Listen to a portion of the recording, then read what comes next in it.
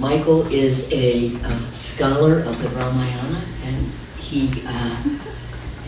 he's a scholar and a producer and director, and he's devoted the last 30 years of his life to the Ramayana, which is a love of his life. And several years ago, he worked in collaboration with Krishnadas to produce the Hanuman's Leap of Faith. Yes. And most recently, he developed a program in conjunction with 12 women of wisdom, which is called Sita's Gem. People like Sita Nina Rao and Mirabai Starr participated in this. And today he's going to be talking about the relationship of Sita and Hanuman. So we'll explore that, the ultimate trust that they trust and love and devotion they had for one another. I think it's going to be a beautiful program, and thank you for joining us. And we are live streaming this, so if anyone online would like to make a donation to HanumanMaui.org, we'll make sure that Michael gets reimbursed. Thank you so much. Thank you, Dasima. You've been absolutely so great in making me feel so welcome and setting this all up on a moment's notice. I usually don't use a mic in this small group, but if anyone wants me to shift to a mic, I will. I know how to project, but I'll switch back if anyone has trouble hearing me. All it took with Dasima, I just said, I want to do a talk on the flow of devotion between Hanuman and Sita. She goes, let's do it. Because I didn't even know her, but I was referred by Nina. So I'm really glad to have made this trip to Maui and to be with this amazing, enlightened group and just doing kirtan yesterday. And today I want to go deep. It's not just going to be on it, you got to take your lens wide before you focus it. So I'm going to really back up to the Veda and Vedic literature and how the Ramayana is one aspect of that, and then Sita and Hanuman are characters within that. And remember, the characters within ourselves. It's not out there, it's in there, in here. But first I want to pay tribute. I always have learned, especially when I'm a guest in another, I call this an ashram, and this is Ramdas's house. And he is a very significant teacher to me through my teacher. I was a professional dancer. I danced with the Chicago Moving Company, which was a modern rep company in Chicago, and the artistic director, Nana Scheinflug, who was my mentor for 35 years, first as a dancer and then in somatics, who passed away just a few years ago. She was devoted to Ramdas. That's how I got to know him deeply. Even though I read Be Here Now when I was young, but I didn't really, I wasn't following up on Ramdas all those years on. I loved his work with with Timothy Leary and so on. But Nana, just like she taught us, she trained us to be dancers. She said, love is not an emotional state, it's a practice. That made an indelible imprint on me in my 20s. That stuck with me my whole time. Love is a practice. I never could relate to this as an emotional state.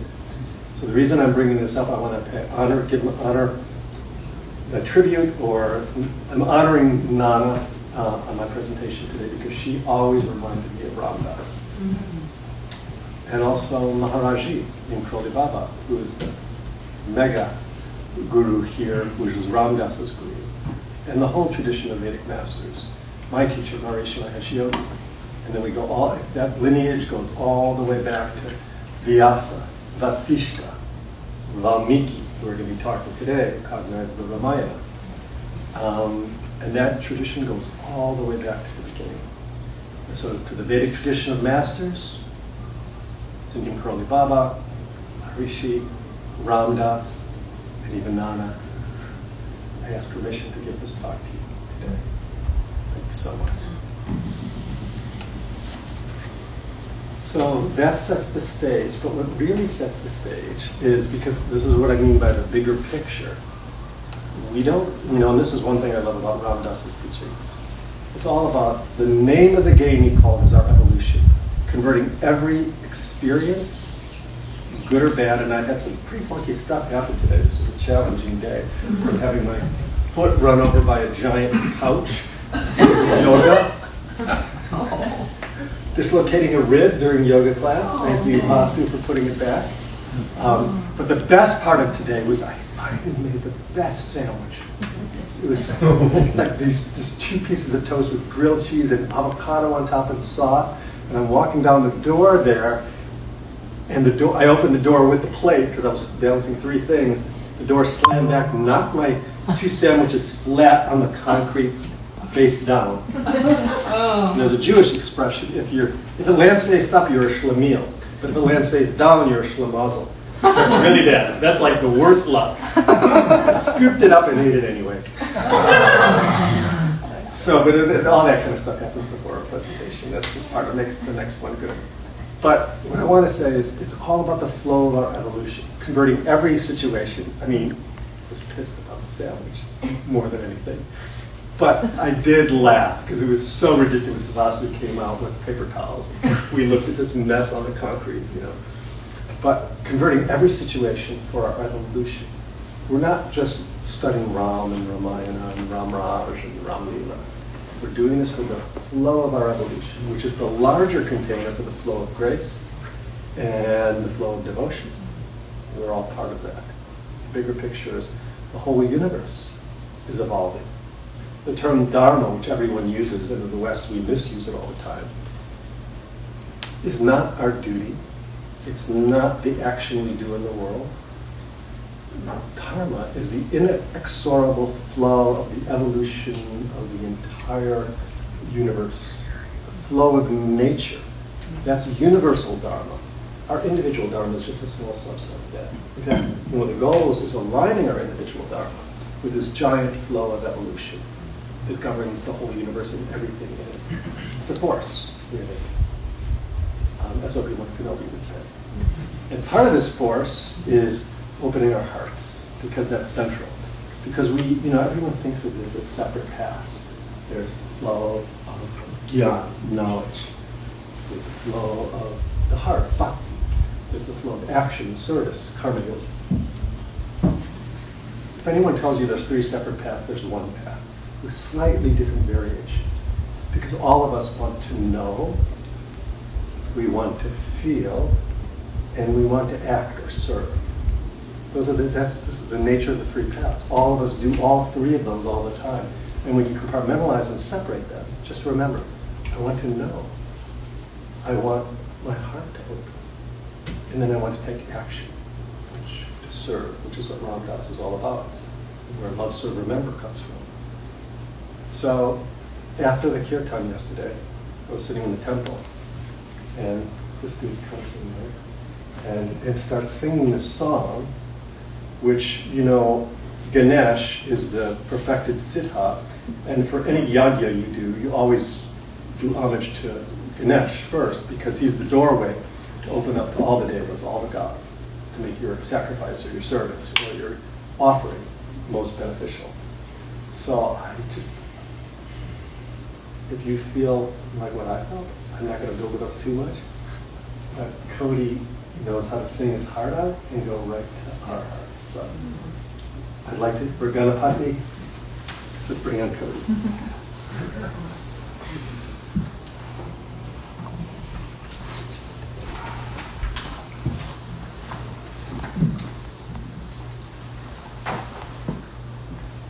Wow, thank you.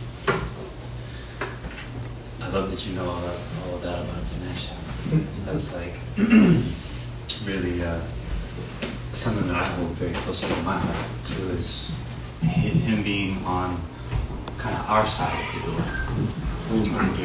He's close to us. He's ready to serve.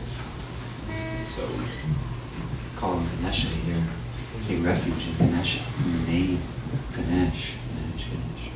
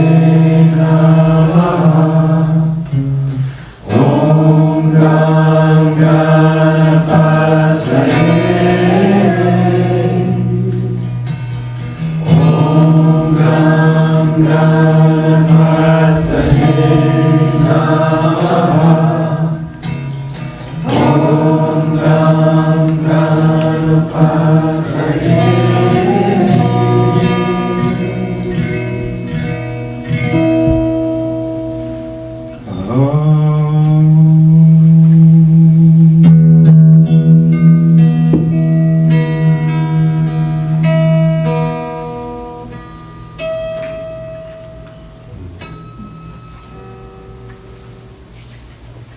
Beautiful.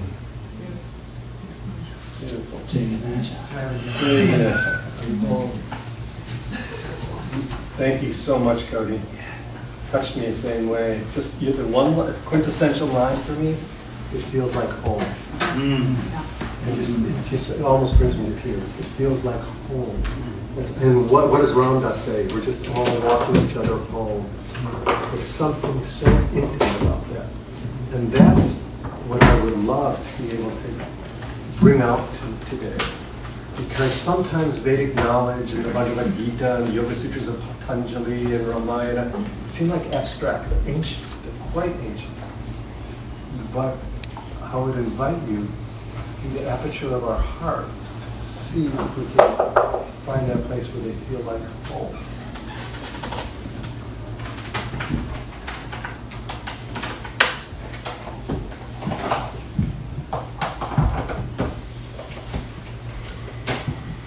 In the beginning, there was one unbounded ocean of consciousness.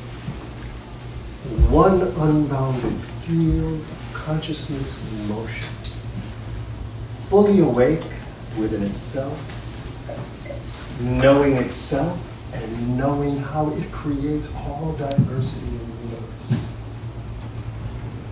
A lamp at the door reflecting inward to this unbounded, undifferentiated field, and then curving back within itself, creating the whole field of diversity. Diversity gets created out of unity. And those fluctuations in consciousness are our own nature. That's our whole. Deep, the Vedic seers went deep in their meditation to cognize that field of unbounded ocean of consciousness, bringing out how that, there's the line from Bhagavad Gita, Prakriti Svama Vashtagya, Vishvijami Puna Punaha, curving back on myself, I create again and again.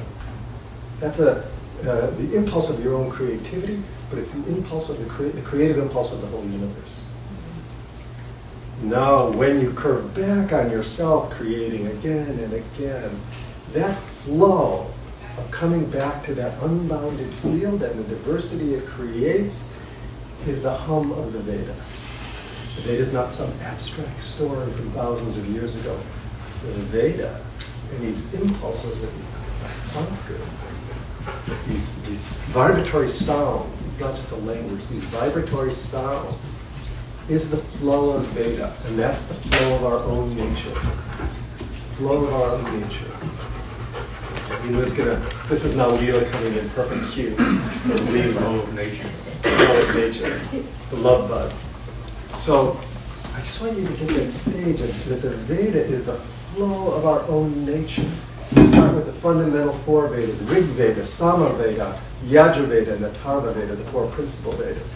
But then this flow continues. Remember, the Veda is a parashaya, meaning uncreated. It's not something that was written down by the Vedic seers. The Vedic seers cognized it by diving deep into their own nature. Found those vibrations, those fluctuations of nature, and then later would write it down. But it was fluctuations of their own nature. That's the nature of Veda and the Vedic literature. So you start with the four Vedas, and then it goes into the Vedangas, which are the structural mechanical, these 6 different branches of the Vedangas, Jyotish being one of them, for example. And then you go into the Darshanas, which we know because those are the 6 systems of Indian philosophy, like yoga, the Brahma Sutras, and so on. So why am I setting the stage there? Because I'm placing, so this continues to flow from the Vedas, the Rig Veda, which is just this abstract impulses of nature, and it matriculates to finer and finer, more diverse expressions. And you know what the final one is? The final one of this flow of Veda is the branch of Vedic literature called Itihasa, which means literally it's the history of total reality, but one way to translate it is as it was before. This is basically Brahman on the stage. There's 2 great epics, which is Mahabharata, which is gigantic, and Ramayana, which is also gigantic, but the two longest books in the world, but Mahabharata trumps the Ramayana. So, you know, the Bhagavad Gita is one chapter in Mahabharata, and the Mahabharata has many heroes. The Ramayana has one hero, but we're going to find out there's really two heroes today. Ramayana means a journey, like a cosmic journey, like think of the revolution of the sun, the planet around the central sun. That's the kind of Ayana. So it's the Ramayana. So now I place this Ramayana in this pantheon of Vedic literature. We know that each of these are the flow of our own nature. Ramayana is the Veda in story. It's Brahman on the stage. Imagine totality expressed in this story. And this took years for me to wrap my head around. Because how could this abstract impulses of nature and these fluctuations and percolations of this flow of sounds that come out of the unified field end up in this perfect crafted story of the Ramayana?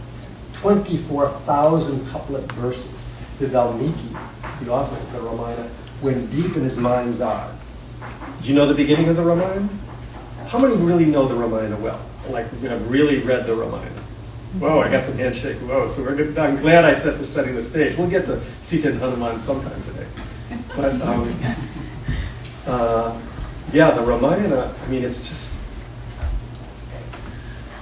Valmiki, who was actually a really bad dude. He was a robber. He was a highwayman and stole money and killed people.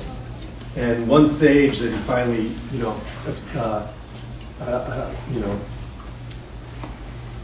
whatever it was, nailed on the highway, said, "What are you doing with your life? What's going to happen to your evolution if you continue on this adharmic path?" And somehow the sage was so pure that Valmiki realized that he was really on the wrong path. And he went and meditated for 1,000 years. And he meditated so long that the ants built this giant hill over him. That it was like he was just buried inside this giant anthill. That's what the name Valmiki means, like anthill. So that's how, and then when he came out of the anthill, when they found him in there, he was an enlightened sage. And he was really pondering this question. He's really, who is the perfect man? Has there ever been a perfect man? Has there ever been a human being who was structured in perfection? And he was really pondering that question. And Sage Narada, who's the divine sage, kind of part angel, part rishi, came to him and began to tell him the story of this figure named Ram. And he went on, it's the Sankshepa Ramayana, it's the very first canto or chapter of the Ramayana. And Valmiki was really touched by this. And then one day he was just meditating in the forest, and this hunter came by. And there was two cranes in the midst of love, a male and female bird, just cavorting in love. And this hunter came and killed the male bird right in front of Valmiki. And Valmiki was moved so deeply. It just bothered him so much that the hunter would do that while they were in the midst of love. He cursed the hunter. "May you know no rest for thousands of years, because you have killed one of this pair of curlews in the midst of love." What have I done? I used my hard-earned tapas to curse this hunter. Even though he did wrong, I should have never used my energy that way. And then Brahma, creator of the universe, came to him. He said, "No, you have done the right thing. Did you notice? Your curse was perfect shloka. It was the perfect phrasing of the first shloka. Now, take that sound of that perfect metric form that he created in this curse, go inside your mind's eye, cognize the Ramayana, and spin out the whole story." So Valmiki went into deep meditation, and then these verses just poured out of him. Perfect rhyme and meter, 24,000 perfectly structured verses of the Ramayana. And that's how the Ramayana was born, because of the curse of the sage when he saw love being separated. Now that's an archetypal impulse. that's carried out throughout the entire story. The whole story of the Ramayana is this flow of love, love coming together, love separating, love coming together, love separating, and balancing it, love and karma, which are not really opposed, but on the surface level they seem opposed. So that's an amazing beginning of this story. And by the way, Valmiki was the first poet. There had never been a poet before. The whole form of poetry began with Valmiki. That's why he's called Adhikadya, first poet. And the Ramayana is the first epic quest. There was no epic quest before the Ramayana. How old is the Ramayana? Depends which frame of time you want to look at. Some say it's 1.2 million years ago because it was the end of Sat Yuga and the beginning of Treta Yuga. Excuse me, the end of Treta Yuga and the beginning of Dwapara Yuga. But at least one of the scholars that I work with, Nilesh Oak, has really dated it with really comprehensive techniques to about 14,000 years ago. So really, and the Ramayana really it's both an archetypal story and it really had a history of total reality. So it does seem strange that it would be 14,000 years ago, about 12,000 BC. But what we've seen now, anthropological records are being pushed back more and more. Gopek Tepe in Turkey, 16,000 years ago, these really sophisticated temples. That's not some esoteric anthropology. That's real stuff that they found. So there could have been a very advanced civilization in India prior to the Harappan civilization, which is considered the oldest. So if you're an anthropology geeks, that's just a little aside. So going back, see, I lost track. The minute I get in my head and I lose track with this flow of life. So you set the stage now. Now we see. So I said it's the first great epic. The whole idea, let's trace it to modern Western legends, fairy tales. The whole idea of the journey into the forest. The whole idea of the evil stepmother. The whole idea of being exiled. Those are all part of the Joseph Campbell heroic quest cycle where the prince is in the home and he gets exiled away and he goes on this great journey and then there's a big victory and then he returns home to bless his people. Those are the 4 stages of the quest. The Ramayana was the first quest. So I was really into that because I've always been into mythology. And some people, we don't have an Indian representation, they hate when they use the word mythology because that means it's some fanciful story that didn't really happen. I use mythology in the Joseph Campbell term, which is the sum total of a consciousness of a culture and that tells its origin stories. It's a completely different framework. Mythology is more true, not less true, because it's the origin story of a culture. So I've set the stage a little bit now. There's a lot more setting the stage. Let's take a look at where I'm at. We're going back to now Brahman on the stage, evolution. That's the name of the game, according to Ramdas, right? So how does this story inform our evolution? How does this ancient story, which on one level is a story of this young prince who is about to be made king, who had won the hand of Sita, his wife, in marriage by performing the most extraordinary task of lifting and stringing Shiva's bow, which no one could lift. Not only did Ram lift it, he strung it and the bow broke. Ram and Sita were married, I'm telling you, 1,600 pages. And Ram is about to be crowned king. His father Dasharatha is 60,000 years old, and it's time to pass on the kingdom to his son. Yeah, they lived a long time then. And on the eve of his coronation, one of his stepmothers, Ram had 4 brothers. Ram was the eldest, Bharat, Lakshman, and Shatrughna. On the eve of his coronation as the eldest son, Kaikeyi, his stepmother, who was the mother of Bharat, connived she had 2 boons. She had saved Dasharatha's life on the battlefield. And she had 2 boons, and she called those 2 boons. And her 2 boons, Ram is exiled to the forest for 14 years, and my son, Bharat, be made king.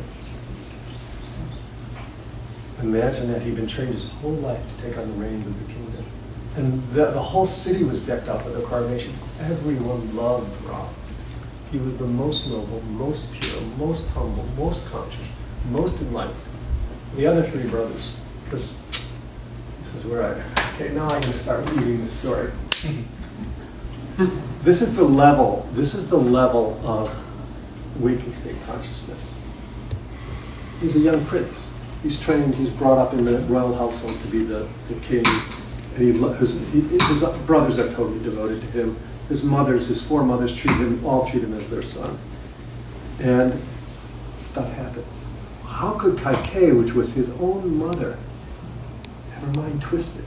So, like, just on the eve of his coronation, she loved her, but fear possessed her.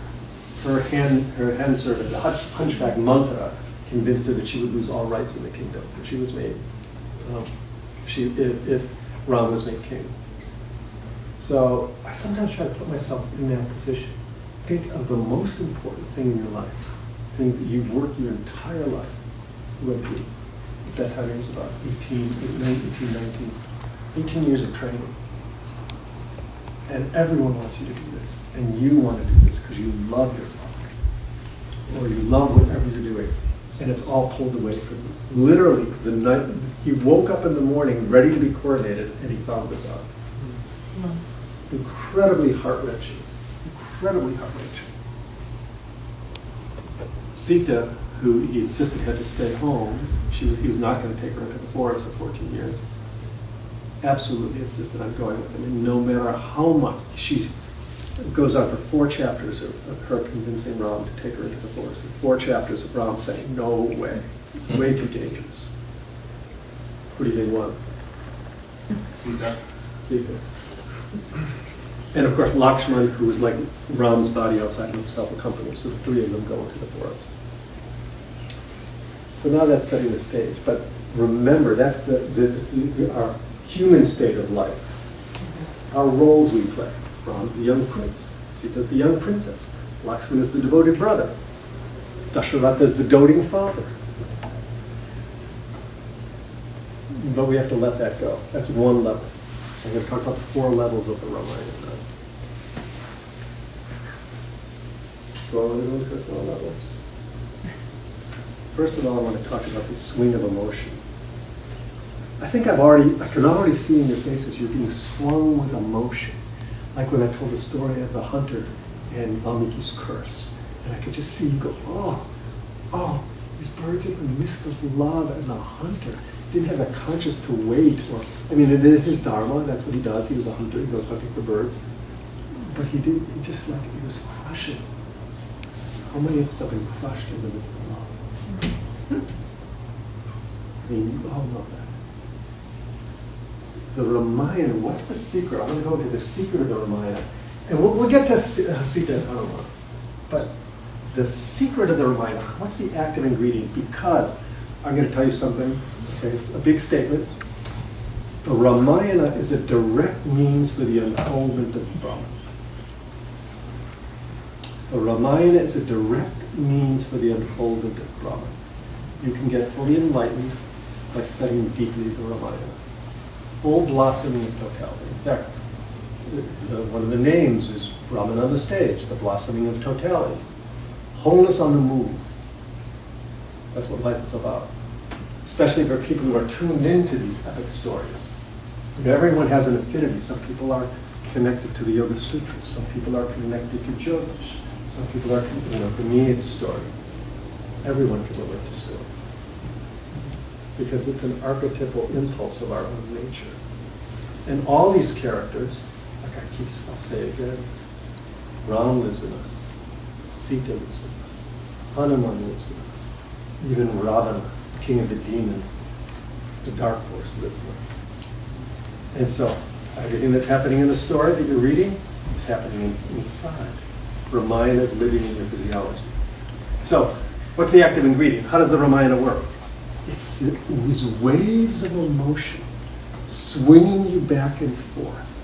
What that does is cultivate an extraordinary level of flexibility and expansiveness. Remember, we're working with the play of opposites. The play of opposites, the term in Sanskrit is dvandva. The Vedic literature is filled with dvandva. Best example, Bhagavad Gita. You all know the story of Arjuna on the battlefield? lot of people know that. That's more familiar to more people. Bhagavad Gita has taken central stage, but my job is to make the Ramayana even bigger. Arjuna on the battlefield. What is happening? This is a classic archetypal example, but I'll give some examples from the Ramayana. He looks at the battlefield. He sees on one side his family, all of his family members, the Pandava, the ones, the unrighteous ones who are trying to usurp the kingdom for themselves, for their own power and own glory, ego consciousness. But these are his cousins, his uncles, his grandfathers.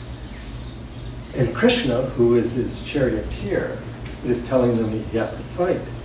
But his heart is, what possibly good or value or righteous could I do by killing my own family? It's just not possible. It's not right. There's no action. There's no righteousness in this action. But at the same time, they're on the brink of a world war at this time. And he knows on the level of Dharma, which he's been trained as the greatest archer in the world, that he must uphold righteousness and fight this battle. He's standing there on the battlefield in total suspension. He cannot move, and people paint that as showing weakness in Arjuna. It's not. He was at the maximum level of development, the most highly developed human at the time.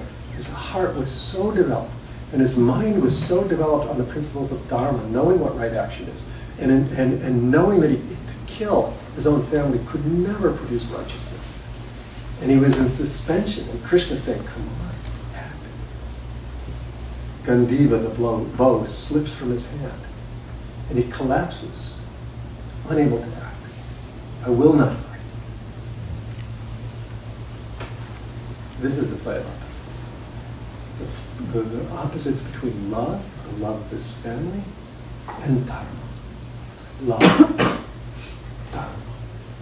Love, Dharma. Translate that into your own life. This feeling of suspension, where we're confronted by the irreconcilable opposites over and over and over again. We think that's a problem to be gotten rid of. We think if I could just, if you're struggling, let's say at some point in your life you're struggling with living your purpose, your highest purpose, your passion. And at the same time you're living in a structure, you have kids and you have responsibilities. You know the action you need to do to support your family. That might be Dharma, this love, this passion. And you feel this irreconcilable opposites. We sometimes make a change because we think, I have to go towards the direction of my passion. Or I have to go to the direction of my responsibilities because that's what I need to do this lifetime. We choose one or the other. But another way to approach that is let those seemingly irreconcilable opposites gel. Feel their magnification. And this is you somehow have this breakthrough, just like Arjuna did on the battlefield, where he collapsed. This is when Krishna gave him the great teaching of Sankhya and took him to the level of enlightenment through the teaching. But it took him until he absolutely collapsed in suspension because he felt these irreconcilable opposites and the pressure between them so greatly that he could not move. So there's a value in letting this dynamic tension between these irreconcilable opposites gel, fulfill, till you transcend to a deeper level of synthesis. I'll say that again. Let these irreconcilable opposites build their dynamic tension till they somehow break through to some deeper level of synthesis that somehow encompasses these opposite values. This is how I define evolution. Wow. This is my eureka. This is when I did my degree in Vedic science, Vedic psychology. I looked into the structure of myth. And I looked into the structure of consciousness. And I looked into the structure of my own meditation, which I've been doing for a long time. And I saw, wow, this play of opposites is there embedded in everything. All the great epic myths, when you look at the study, you study with Carl Jung and Claude Levi-Strauss, the great anthropologist, even Hegel, the dialectic. How do myths work? There's one value that comes out and an opposite value that comes out. And you're forced to transcend to a deeper level of synthesis that somehow embraces those. That's how epic myths work, and that's the story of the fabric of nature. And I noticed it in my own meditation that was going on. in the process of the mind settling down and breaking free from the outer levels of life and settling down to the finer and finer levels. I'm working on the level between the relative and the absolute. So we're structuring these, it starts with baby steps, just simple little things in our life. And we're culturing the ability to transcend these deep, these irreconcilable opposites. Because that, I just want you to see, is the framework of your evolution. It's not simple, it's not easy, and these opposites get bigger and bigger as you move on the path of your evolution. So the swing between opposite values cultures something powerful, emotional. That's where the Ramayana comes in. Now I'm coming back to the Ramayana. That was my little breakthrough on my eureka. The Ramayana is filled with these opposite values that create these swings of emotion. Dasharatha loved his son more than anything and wanted him more than anything to be the heir to his throne and to rule the land. He loved his son like part of him. And yet, on a dharmic level, the king has to uphold his word. And he had promised Kaikeyi these 2 boons. He was forced to just agree, even though he hated to do it. And we're swung. I mean, the scene goes on and on, just the pain, the emotional pain he felt, knowing he had to honor his word and agree with what Kaikeyi said. And what Kaikeyi asked him at the same time, he could not banish his son. He eventually died of grief. But that was his transcending to a deeper level of being, because that's the other thing. There was a story that he had done something wrong when he was young, and he was cursed, that he would be separated from his son. He had killed accidentally a sage's son. All those karmas come out in this story. So you see how I'm painting this fabric of reality of how nature works, how your evolution works, and how the Ramayana is filled with these stories of like Sita insisting she absolutely has to go. Ram knows it's not a good idea. The forest, at that 14 years of exile deep in the forest, filled with wild beasts, it's just so uncomfortable, it's so challenging. There's no comfort stations, there's no anything at this time. And Sita was brought up as a princess. She was delicate. And then you're swung, because Sita says all of her reasons why she must go to the forest. Ram said all the reasons why you cannot go to the forest, I will not take you. And just you're swung back and forth, and your heart's going, yes, no, yes, no, yes, no. So I'm just inviting you to see that flow of nature as the fabric of your own evolution. Not that you're looking for conflict, not that you're looking for play of opposites. Life has a way of just doing those 2 things, right? You can't get away from it. And the more you're on the path, you think it's going to get easier, no, it gets more challenging. Look at Ram. So now you get anyone have any questions on this? Just because we're going to pause? I do. I was wondering why he had to agree to the boons from the wife. Because he wanted. Well, that's a real setup. It's a real setup. It's a long story, but she set it up in such a way, Kaikeyi was really smart, and made him give a promise before she told him what the boons are. He could see how upset she was, and she said, whatever I tell you, do you agree that you will honor what I request? He says, oh, yes, yes, yes, I love you. She set him up so good. So he really gave his word, and at that time, his lineage, the Solar Dynasty, which ruled, they had been ruling for thousands of years. It was a solar dynasty. They were known, just like in Game of Thrones, each of the kingdoms were known for a certain thing. They were known, the Ikshvakus, the Raghus, were known for honoring their word. They could not break their word. Whatever they said, they had to do. So she purposely did that and ended up being the cause of his death with the grief. Yeah. And that's his wife. Why did the stepwife come in? Because that's the stepwife. He had 3 wives. Okay. 3 wives. And she was a good woman, but she got twisted by her twisted servant, Got it. Okay. which happens to us. How are you guys feeling right now? I see a little discomfort in you. Yeah. I can see you guys are reflecting. I hope I'm not losing you by being abstract when I said this was going to be about the flow of devotion. But you can't set up the flow of devotion until you see the game we're playing. And when you get to Hanuman and Sita, it's a whole, by that point of the story, so they go into the forest, they're exiled for 14 years. The first 10 years go pretty good. Ram accepted it, absolutely acquiesced to it, totally went with the flow. They decided they would just go from ashram to ashram and study with the rishis. They had a great time for 10 years. And then something happened. Who knows what happened next? She got taken. No. You giving me sound effects, Jason? The golden deer. So, gosh, this is not any sidetrack, but Ravana was the king of the demons, the Rakshasas, who lived in the south, supposedly in Lanka, Sri Lanka. And the Rakshasas were a special breed of people who they preyed on the rishis. They disrupted their sacrifices. They usually didn't kill them, but they disrupted their sacrifice. They tortured them. They disrupted their whole life. They got pleasure out of disrupting holiness. And the king of them was Ravana, who was the ultimate devotee. This is where it gets interesting. Ravana was the ultimate Shiva devotee. Shiva had given him and had given the most incredible boons on the basis of his tapas. He meditated for thousands of years. He was one of the most knowledgeable men on the Vedas. He invented Ayurveda. He invented Gandharva Veda, the traditional music. He was a great sage. But he had an ego because he got these boons that nothing could kill him. He was invincible, absolutely invincible, except he didn't mention two things.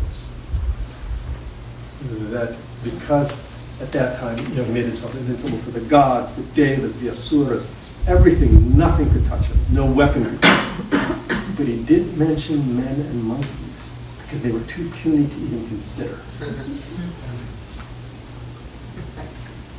So, now I'm getting to the levels of the story, because I'll come back to your question. I kept going to the levels. We talked about Ram and Sita, they're the young prince and princess. Next level, they go on a quest. They're separated from their home. And instead of being just the good, dutiful little prince and the good little princess, they were goody two-shoes. They really were in the kingdom. They followed all the rules and customs, and they did everything right. Then all of a sudden he's exiled, and a whole new chapter begins, because we know when we go on a heroic quest, it's a whole different laws of nature.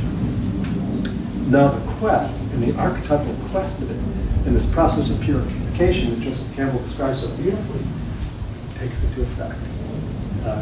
Comes into play, where it's about the purification process and the growth of one's development of their capacity to be true heroes of this world. Meaning, they're the heroic quest cycles. You live in your home, you get separated, you have this great victory on the outer level, which is a complete transformation on the inner level. You're transformed as a being, and then you come back to flesh. That's level 2. Level 3 is the interesting one.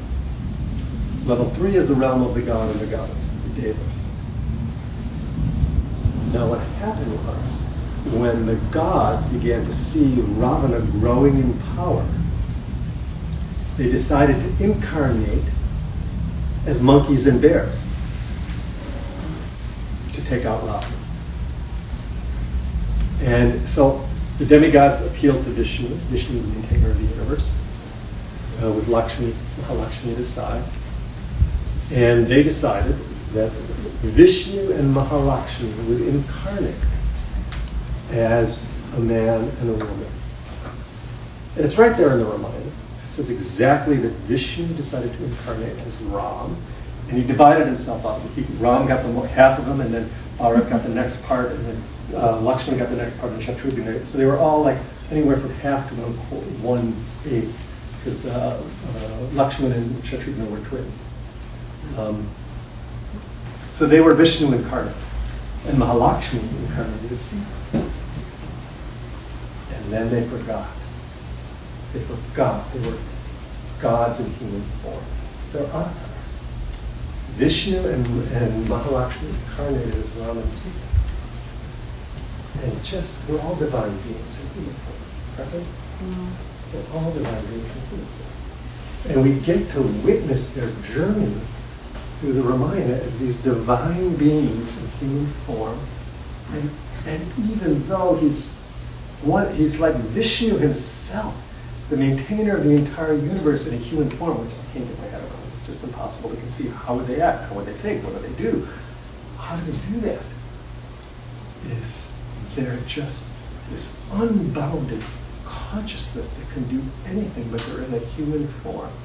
And there's some people, especially the Hare Krishna movement, they talk about where it's just like they really knew they were Vishnu and Mahalakshmi all along, and they put on this show to pretend that they were humans.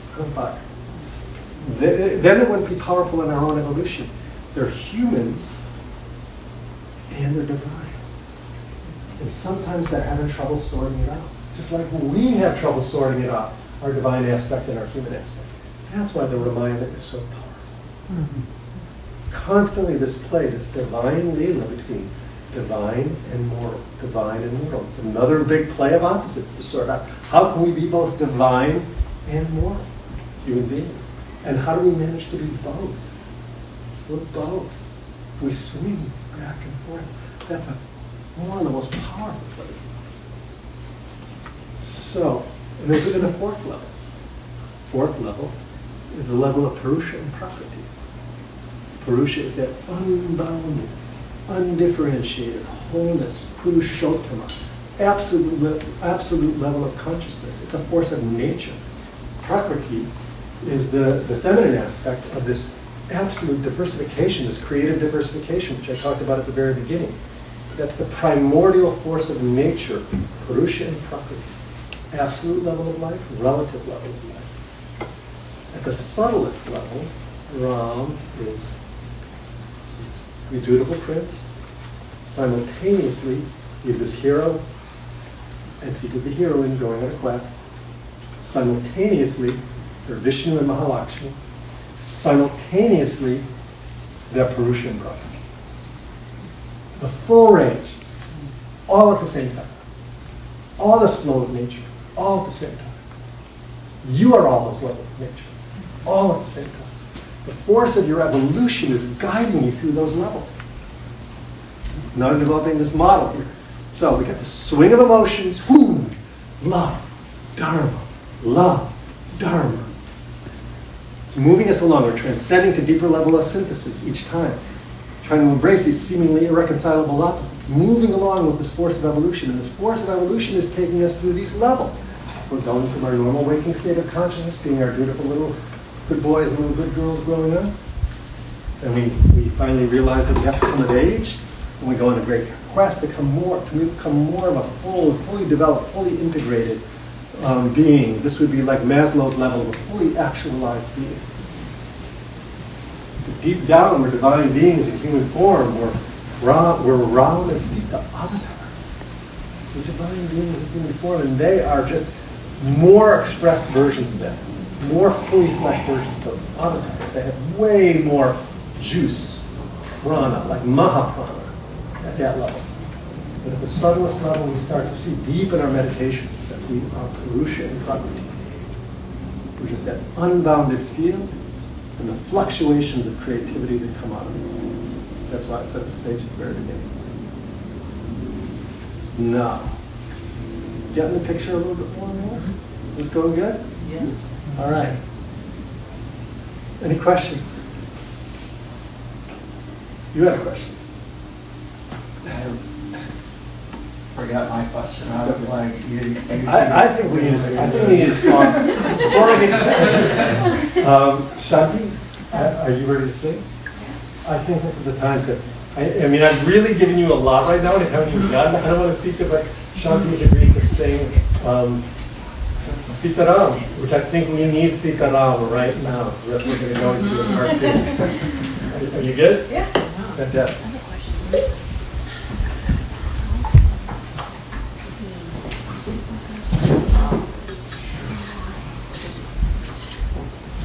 This will break it up a little bit, because some of you were really into it, but I was like feeling like people got these glazed looks on their face, like, whoa, he's giving us way too much. That's very sweet. You feel very captivated by it all. this on? Yes. Yes? Yes. Really? Yeah. It's just on. It's really, good.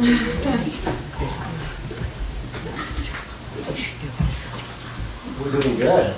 5 o'clock. Better rock.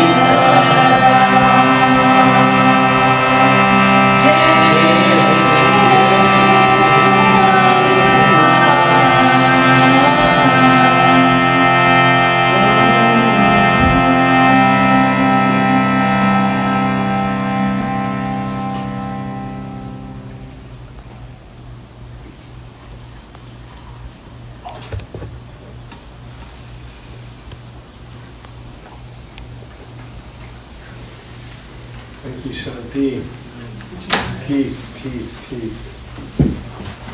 Another play of opposites. Just enlivening up the story and the concepts and the vision, and then just swinging in this flow of devotion and softening of music, which always opens our heart. Oops. My fourth accident today. And I need to step on that any moment and have wet socks, which will really keep me lively. What happened to Sita? By the way, you notice this is Sita Ram. At the end of Ram's life, I'll give you a clue. Ram was known as Sita Ram because there was no just Ram. There was no just Sita. Remember, they're Vishnu and Mahalakshmi, Purusha and Prakriti. They are inseparable. The deepest level of life is separate. The divine masculine, even the punchline of the whole story there, the divine masculine and the divine feminine are inseparable. They're not two separate things. They're so interwoven. And yet we have this illusion that they are separate and two different things. And we're playing that story out. I'm only giving you the punchline of the story. That's when you get to near the end. I should have told you that. But you're going to forget. Because in your life, you will forget that. That's this beauty. We forget all the time who we really are. Literally, in the story, there's one section of the story where, I'm dancing around. What happened to Sita? 10 months. They're hanging out with the rishis. They're having a good time.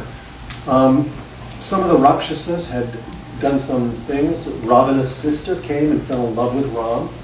And she wanted him. And he says, no, I'm married already. This is my wife, Sita. You should go with my brother, Lakshmi.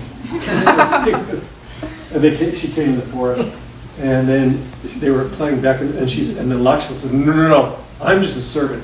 Ram is the king. You want the king. And they went back and forth. And Shurpanakha got so frustrated she pounced on Sita to eat her up. And Lakshmi intervened quickly and disfigured her, cut off her ears and nose. She went screaming back to her half-brothers. And they mounted a force, Kara and Vishnu, and they came and they mounted a force of 14,000 warriors against Ram. And he said, Lakshmi, you go in the cave, I protect Sita, I will take them on single-handedly. And he destroyed 14,000 Rakshasa warriors single-handedly. Because he's Vishnu incarnate. He can do all kinds of stuff. At least at that moment you realize, okay, he's not just Ram, he's not just the king, the prince, he's not just on a quest. You start to get these glimpses along the way. His powers start to come out with time. But it happens slowly in the story where you kind of go, I bought into that he was just a man. I bought into that he was just a hero. Now I kind of realize, wow. Well, anyway, Shurpanakha runs to her brother Ravana and convinces him that Sita is the most beautiful woman in the world. And he must have her. Because Ravana had abducted 1,000 women. He had a harem of 1,000 men.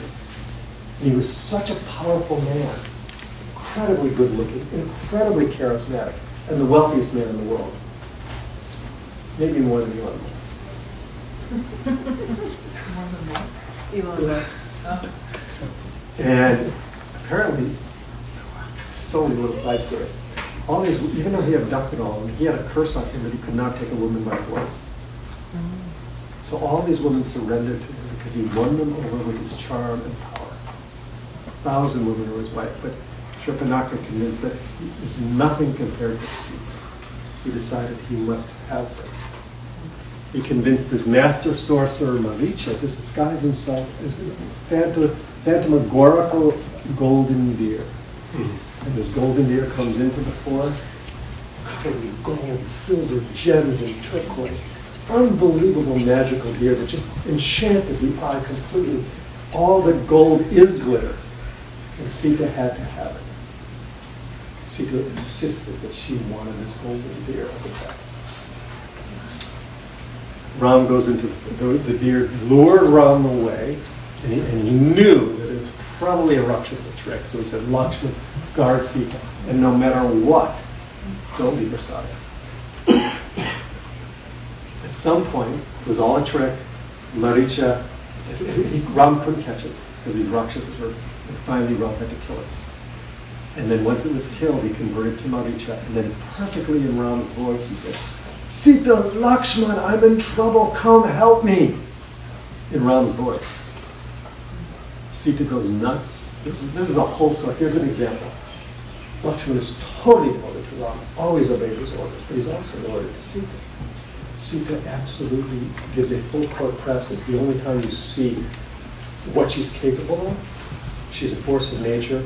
Lakshman would never break his orders, but finally, Sita just tortures Lakshman. It says that you did this, you just wanted me this whole time. You engineered this. You got Ram away so you could have me. Lakshman couldn't bear it. Lakshman she finally says, I'm going to take my own life and we should go after Ram right now. Take her. Lakshman leaves.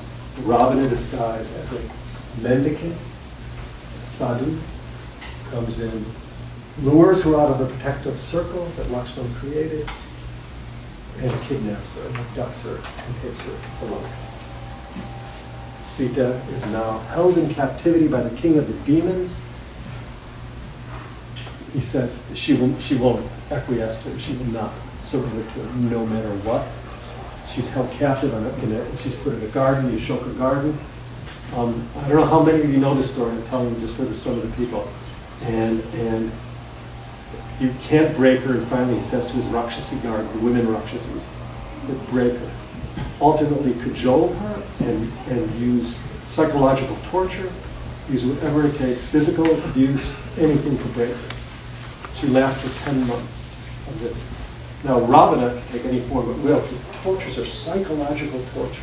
Unbelievable what she went through for 10 months, unyielding. At one point, she holds a single blade of grass between her and Ravana. I mean, no one has been able to ever withstand it. In a single blade of grass, and he's unable to even get through a single blade of grass that she holds up. She stands up to him with such power, such resilience, and don't let anyone ever say that Sita was weak and submissive. She's painted that way by some of the patriarchal adaptations of the Ramayana. She's the most powerful woman. She's nature herself. She's Mahalakshmi. She's nature itself. Nothing can break her.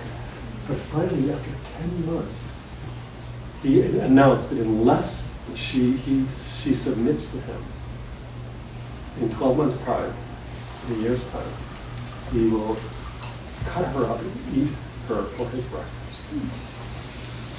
When the time is running out, she decides that she can never allow that, and she decides to commit suicide, which is unheard of, unconceivable to Sita would take her own life. She was going to hang herself. She had really long hair to hang herself, wrap her braid over the Ashoka thing and hang herself. And this is where Hanuman comes in. This is Sundara Kanda, the 5th book of the Ramayana. There's 7 books of the Ramayana. So we're weaving together the whole story. Now Hanuman is the messenger. He's the chief minister of Sugriva, king of the Vanaras. The Vanaras are they're called apes and monkeys. They're a ape-like race of highly intelligent beings. And we know now, even from anthropology, there was multiple tracks of our simian ancestors, sapiens. I mean, that they keep finding these new species. There was, if the Ramayana was 14,000 years ago, it describes, by the way, mastodons with 4 tusks. Those are in the Ramayana. Those are still around 14,000 years ago. And some of these other races were still around 14,000 years ago. So it's not that far-fetched that there was this extraordinary race of highly intelligent ape-like beings, and they were called Vanaras. Sugriva was the king of the Vanaras. Hanuman was his chief minister. Hanuman and Ram meet, because Ram is in exile. This is after Sita is kidnapped. They cannot find her anywhere. They're wandering in the forest. And some being tells them, make an alliance with Sugriva and you will find Sita. So they go in search of Sugriva, and Sugriva thinks that they're coming to kill him, because it's another whole story. And Hanuman disguises himself once again as a young sage and speaks in perfect Sanskrit to Ram and Lakshman. And they can't believe this who is this being? And then he reveals himself as this ape-like force. And there's an immediate bond between Ram and Hanuman. Because who incarnated as Hanuman? Shiva. He was the son of Vayu, son of the wind, but he was also an incarnation of Shiva. Somehow they managed to do both. So Hanuman is equally powerful as Vishnu. Shiva is equally powerful as Vishnu, maybe more powerful. So here, but Hanuman takes the role of his ultimate servant to Ram in this incarnation. Even though he's equally powerful, and as the story unfolds, you realize Hanuman can do everything. What do we even need Ram for? Hanuman does everything to keep the story moving along. Gosh, I'm really going to get to Hanuman and Sita. So, Hanuman, there's so many parts of the story, but Hanuman eventually flies across the ocean to Lanka. He's sent on a mission to discover the whereabouts of Sita, and he flies across the ocean. Now, Hanuman was cursed too. His curse was that he forgot all of his powers. And it was Jambavan, the king of the bears, has said, remember who you are. And Hanuman remembers who he is by Jambavan, king of the bears, exhorting him. And this curse was he wasn't mature enough, because he was very mischievous when he was young. And he played around with the rishis and threw them around and did all kinds of weird stuff. And finally he remembers his own power. He's able to fly across the ocean. And this is Sundara Kanda. This is what I was wanting to get to today. Is what happens. So Sita is about to commit suicide. And Hanuman comes on the scene. First of all, he flies across the ocean. Defeats the tutelary goddess of Lanka, which is a giant demon. Hanuman just hits her with the palm of the hand. He's like 60-foot giant. Because at that time, every city had a tutelary demon or goddess guarding it. I mean, because there was these devas were active, meaning this consciousness manifested as these beings. And then he enters Lanka, he's searching, he cannot find Sita anywhere, and he's so impressed. Like Hanuman describes it in detail in the Valmiki Ramayana. Hanuman's in awe of Ravana and his power. He's in awe. He cannot believe. He said, if this man had done good, he would have controlled the world. I mean, Ravana was so powerful, so charismatic, so brilliant, and his kingdom was just so lavish and extraordinary. But he got caught up in this ego because he was invincible in his powers. Or so he thought. But there's more to the story because of what Ravana is doing as well. There's a great tape of Ramdas describing this. Why Ravana incarnated? Remember, he got the avatars coming down. Why did the avatars come down? Why did Rama and Lakshmana come? Rama and Sita incarnate. To purify the world of the ignorance of Ravana. Ravana was the embodiment of the dark force which was taking over the world at that time. They were highly technological. They were incredibly wealthy. They used very advanced weaponry, and they had extraordinary control of the laws of nature, and they were incredibly surface level oriented towards wealth and power. Remind you anything going on? Yes. This is a Ravanic culture as far as I can see what's happening right now. Pure, and it's called Ravanic tendencies. Ravenous, devour everything. Sita is the goddess of the earth, by the way. I kind of forgot to tell the beginning story. Sita was, all these other goddesses come down from heaven. Whoa, we're coming down to earth. Sita's born of the earth. Sita was found in the earth. Her father was plowing the field. King Janaka found Sita. Sita is the embodiment of the earth goddess. She's an earth goddess. So Ram may have come from on high as Vishnu, but Sita in this form was born of the earth. Marriage of heaven and earth. Now you're getting, there's so many layers of this story, I could go on forever. So now you got this whole thing. They've come down to purify the world of ignorance. The world, and we know this is what avatars do. Krishna came because the world had lapsed into barbarism by that time of 5000 BC, and there needed to be an incarnation of Vishnu. Those are the 9 incarnations of Vishnu. Krishna was later. Ram was earlier. It's Ram and Sita. Remember that they always talk about Ram. It's Ram and Sita. Sita Ram. They incarnated as a pair. Ram gets all the credit because he was fighting all the battles. But who is activating the story? Sita. These are Sita's gems. Sita is the one who insisted on going to the forest. She knew what she was doing. She knew what was going to happen. She knew how dangerous it was. If she hadn't gone along on the accompanied Ram in the forest, the Ramayana would have never unfolded. Remember, they know their secret mission is to take out not just Ravana as the king, but the whole Ravanic tendencies, this Rakshasa, wealth, greed, power, destruction, control. They know that's their mission, and they sometimes forget it along the way. They just become that, husband and wife, prince and princess, god and goddess. Sita's activating the moment. Why did Sita go after the golden deer? She was the wisest woman in the world. She was nature herself. Was she really fooled by the golden deer? Not sure. How did she get Lakshman? Lakshman would never disobey an order. She went below the belt so hard to get him to leave. I don't know if I could have withstood what she told him. You've got to read this section. It's really bad, really harsh. But she got Lakshman to leave so Ravana could take her.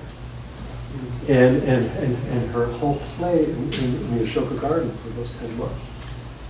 She is the one breaking down Ravana.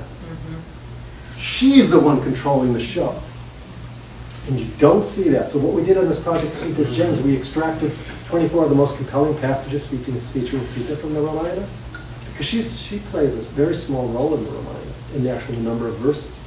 But when you take her verses out and stand them alone, it's no longer a Ramayana, it's a Sita.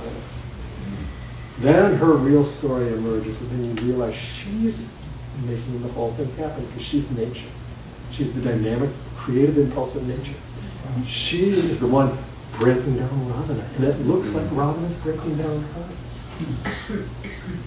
Hanuman, to me, what happens when he comes, so he's the ultimate devotee of Ram, but they don't say much to each other. Hanuman knows who he is as soon as he sees him. There's this deep bond of love between them. There's not much that goes on between Ram and Hanuman. They just know. When Hanuman comes back from figuring out where Sita was, Ram gives him a big hug. And they realize who they are. Ram gives them a big hug. And then Hanuman saves them later on in the story when they were deeply wounded in the mountain healing earth. There's not much dialogue between Ram and Hanuman. There's page after page after page of dialogue between Hanuman and Sita. This incredibly intricate, deep flow of love and grace. And Sita plays this delicate little princess who's just about, who's about to commit suicide. And Hanuman is a master psychologist. Hanuman is portrayed. I kind of don't like when we made him into this simple little monkey. He's not a simple little monkey. He's the most highly developed Vanara. He's a master psychologist. He's a master strategist. He counsels Ram. It's incredible intuition. His power is extraordinary in battle. His prowess is unbelievable. His cities are unbelievable. He's the most powerful character in the Ramayana. And sometimes he's expressed as an embodiment of the right use of ego. Because as powerful he is, he serves Rama. And he serves Sita. So, Hanuman's job in Sundara Kanda is to restore her faith. And it's a flow of faith, a deep understanding of this nature of faith and doubt. Because everyone on the path goes through periods of doubt, right? And I'm sure all of you have experienced great doubt on the path. Doubt about the place of your life and your evolution with your career, with your finances, with your evolution, with wondering if you're really making progress, with where you're at. Does he love me? Am I loved? Do I remember who I am? Do these questions seem a little bit familiar to you? Would you like to hear a little bit of the Ramayana story? So, I just felt by the way, the plan was to go to about 6. Is that cool? Yeah. But I want to leave time for questions. So, and I should be connected to Bluetooth, eh? Yes. Okay. So, just to fill you in on where we're at, Hanuman has been hiding in a tree. Ravana comes in with his entourage and threatens her, reminds her that in just a short time he will eat her as breakfast. She holds up her blade of grass. Then he gets the Rakshasi guards to figure out a way to psychologically and emotionally and physically break her. I mean, some of the stuff that Ravana does, for example, it comes a little bit later. Ravana has another one of his sorcerers conjure up a head, Ram's head, dripping with blood, and presents it to Sita saying, "Dead is your husband!" Just break her. Why are you holding up to this puny man when I'm Ravana, king of the demons? I mean, this is really serious stuff. So Hanuman is a master psychologist because he knows, first of all, he's got to be very careful not to be discovered. He knows that Sita will think of him, because Ravana can take any form at will. He's done every trick in the book. So how does she know that he's really going to be Ram's messenger? And he wins her over from the tree. She hears, because he's gone from a giant monkey now to a little, giant, gargantuan ape to a little tiny monkey hiding in the tree, and starts to sing Ram's praises in Sanskrit. That's how he begins to win her over. But she still doubts it. She can't believe that this is not Ravana coming to trick her again. So, if you like good stories, we're going to listen to I think it's about 8 minutes. This is from Sundara Kanda, this dialogue between Hanuman and Sita, and you'll get a flavor. And then I'll give you some of the commentary. This is one of the passages from Sita's gems. This is one of the gems, one of my favorites.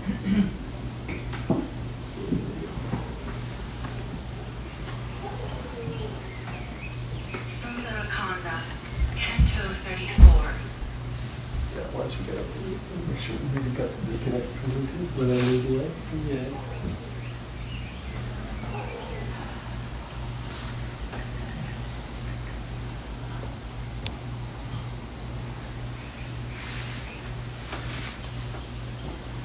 Should be good now? Yeah.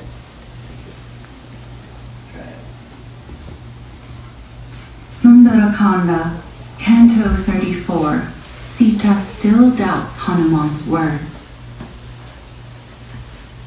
Hearing those words of her who had been overwhelmed by grief upon grief, Hanuman, the leader of the Vanara hosts, tried his best to soothe her.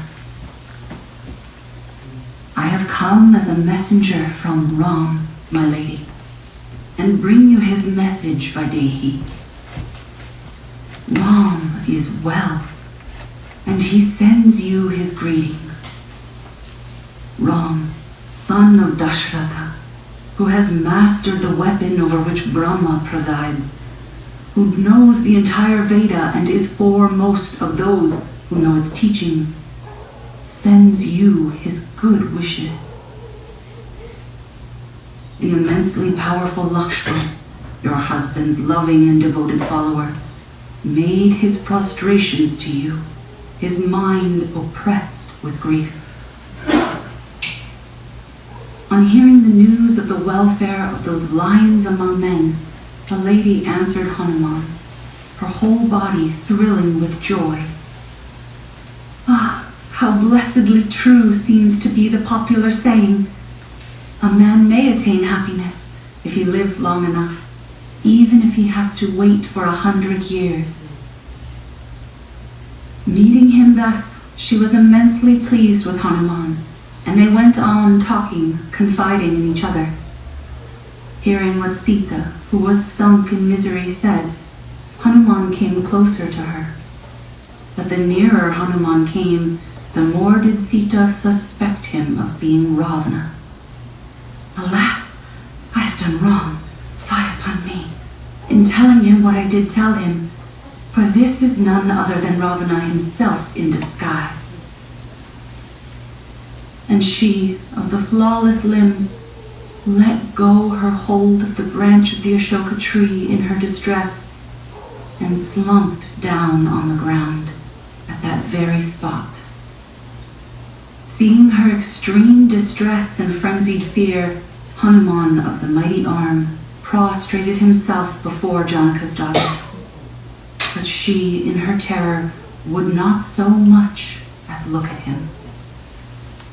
Seeing him make his bow, Sita of the moon-like face told him in her sweet voice, heaving a long sigh, "If you are indeed Ravana himself, and now appear before me, disguising yourself by your magical skill to cause me further affliction, it is not fair. You are none other than the Ravana whom I saw at Chanastana, who appeared before me disguising himself in the garb of a wandering mendicant. It is not right that you should thus torment me, O Rakshasa, who can take any form at will, when I, thin, with fasting and feeling miserable, have suffered so much. Perhaps my fears are unfounded, for the sight of you gives me pleasure. If you are really Ram's messenger, may all that is good attend you. I would like to question you about Ram, O best of apes, for I love to hear of him. Dwell on the qualities of Ram, my beloved, O ape. You ravish my heart, O well-favored one, as the flood does the riverbank. Ah, how pleasant this dream, that I, taken from him so long ago, see the ape sent by Raghava. If I could see the valiant Raghava and Lakshman, even if only in a dream, I should not die. But even my dreams are unfriendly to me. I do not, however, think that I am dreaming now, for nothing good happens to him who sees a monkey in a dream, whereas my luck is turning. Or could it be just hallucination, or a ghost that I see, the effect of a disordered brain, a mirage? But this is no phantom conjured up by a heated brain, nor is it a hallucination which is known by the same signs. For I clearly recognize myself and this Vanara. Having thus considered all the possibilities, she concluded that it must be the king of the Rakshasas, because the Rakshasas could take any form at will. Having thus decided, Janaka's daughter, Sita of the slim waist, would not answer the Vanara at all. And he, seeing how her thoughts were running, set himself to gladden her heart with words that would please her ear. Ram is like the sun in his power, and he is loved by all creatures like the moon. He is king over all the world, like the god Vaishravana. He is as full of valor as Vishnu of the immense renown, and as truthful and sweet-spoken as the lord of speech, Brahaspati himself. He is handsome, agreeable, and gracious, like the incarnate god of love. He is first among the great chariot warriors of the world. It is under the shadow of the right arm of that man of might that the world reposes securely. You will shortly see that Raghava, who was decoyed from the hermitage by the ruse of the phantom deer, by him who then carried you off from the empty hermitage. You shall shortly see him reaping the fruit of that act. I have come here, sent as a messenger to you by the heroic one, who will before long slay Ravana in battle with arrows like blazing tongues of flame shot in his wrath. He who is distraught with grief at your loss sends you his greetings. Lakshman, of the mighty arm and immense power, the perpetual joy of Sumitra, also made his prostrations to you, and he sends you his greetings. Ram has a friend, my lady, Sugriva, king over the great Vanara chiefs, and he too sends you his greetings. Ram, Lakshman, and Sugriva are constantly thinking of you. God be thanked that you, having fallen into the hands of the Rakshasis, are still alive. You shall shortly see Ram, Lakshman of the immense strength, and Sugriva of the limitless puissance, followed by millions of monkeys. I am Sugriva's minister, known as Hanuman. I entered Lanka, leaping across the ocean. planting my foot on the head of the wicked Ravana, relying on my own valor, I have come to see you. I am not what you take me for, my lady. Give up your suspicions and lend me your ear.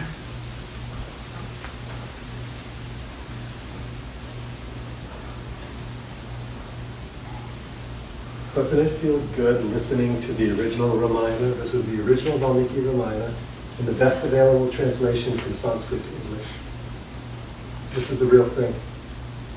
And I can see everyone settles down listening to it. You just listen to the original Ramayana. It's not in Sanskrit, but it's a very excellent translation from Sanskrit to English. And this was read by Malika Bush. So, we'll back up. I spent 7 years recording the complete unabridged Valmiki Ramayana as a dramatic reading. It took 7 years, not so much because of the production, because of the karma. It's the world's longest audiobook. It's a 75-hour-long, fully dramatized production of the entire Ramayana. That's how I went insane and developed all my knowledge of the Ramayana. So for this project, for Sita's Gems, it was done with all male voices. I couldn't imagine, even though I did not want to re-record it, it had to be done in a woman's voice. So I cast 3 narrators.